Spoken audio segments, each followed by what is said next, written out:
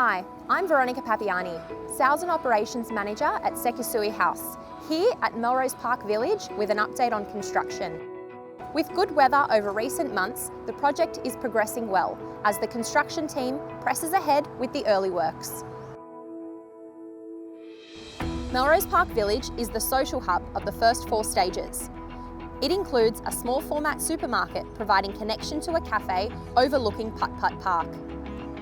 When completed, residents will be able to soak up in the sun in the gorgeous private communal garden, which includes a unique wild play area, open lawn and barbecue areas exclusively for Melrose Park Village residents.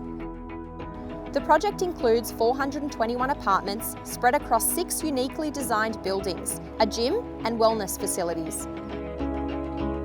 On site, the final levels of basement excavation at the northern end of the site are almost complete. The structural piling works and capping beams are now complete on all sides.